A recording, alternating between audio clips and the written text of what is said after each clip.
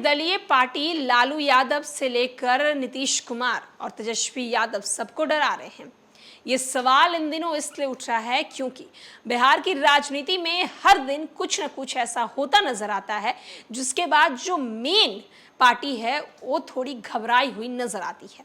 नमस्कार, मैं श्वेता और आप देख रहे हैं न्यूज़ फॉर नेशन। कहीं कहीं किन किन सीटों पर निर्दलीय जो है वो इतने ज़्यादा स्ट्रांग है कि जो मुख्य पार्टी है वो कहीं ना कहीं उनसे घबराती हुई नजर आ रही है। हम निर्दलीय की आज बात इसीलिए कर रहे हैं क्योंकि निर्दलीय में कुछ उम्मीदवार के जो नाम है वो कहीं ना कहीं बिहार में कई बड़े नेताओं के नाम से ज़्यादा महत्वपूर्ण है और आम जनताओं के बीच उनकी जो पकड़ है, उनकी जो पहचान है वो बेहद ही ज़्यादा है। दरअसल हम बात कर रहे हैं आज कुछ निर्दलीय उम्मीदवार को लेकर, जिसमें हिना साहब से लेकर पप्पू यादव से लेकर पवन सिंह हर कोई शामिल है। निर्दलीय चुनाव लड़ने को तो बहुत लोग लड़ते हैं पर जीतने का रिकॉर्ड काफी कम रहता है। 2019-14 के लोकसभा के जीत का परचम किसी निर्दलीय ने तो नहीं लहराया। 2009 के लोकसभा चुनाव में बांका से दिग्विजय सिंह और सिवान से ओम प्रकाश यादव ने निर्दलीय चुनाव लड़ा और जीता भी। इस वर्ष 2024 के लोकसभा के चुनावी जंग में कुछ निर्दलीय उम्मीदवार इस दमखम के साथ चुनावी मैदान में है जो पार्टियों को सीधी टक्कर से निकालकर त्रिकोणीय के रास्ते उतर लाए हैं। लोकसभा चुनाव की उन सीटों के बारे में जानते हैं जहां लड़ाई निर्दलीय की वजह से दिलचस्प हो गई है। सिवान तो जंग जो है वो राजद के उम्मीदवार अवध बिहारी चौधरी और जदयू के विजय लक्ष्मी कुशवाहा के बीच थी, लेकिन सिवान के पूर्व सांसद शहाबुद्दीन की पत्नी हिना साहिब ने निर्दलीय उम्मीदवार के रूप में उतरकर चुनाव को त्रिकोण कर दिया है। बक्सर में लोकसभा का चुनाव काफी रोचक हो गया है।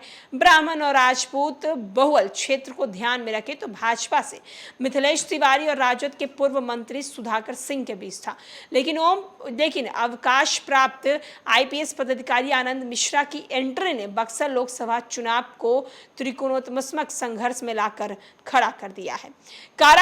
काराकाट किसी से छुपा नहीं है। काराकाट लोकसभा चुनाव जो है वो लोक मोर्चा के उम्मीदवार उपेंद्र कुशवाहा है।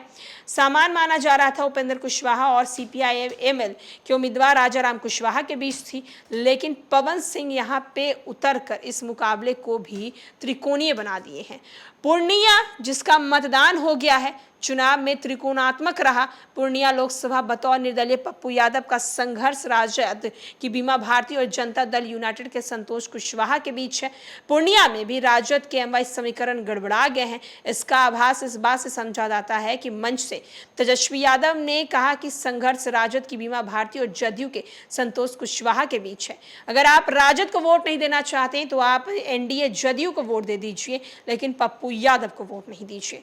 तो आप देख सकते हैं कि मुकाबला किस तरीके से है, त्रिकोणीय मुकाबला जो है वो किस तरीके से देखने को मिल रहा है। बिहार के इन चारों सीटों पर त्रिकोणीय मुकाबला जो है वो बेहद ही दिलचस्प हो रहा है। आम जो है मुख्य पार्टी जो है वो तो है ही, लेकिन जो निर्दलीय लड़ रहे हैं वो कहीं ना कहीं मुख्य पार्टी को टेंशन दे रहे हैं।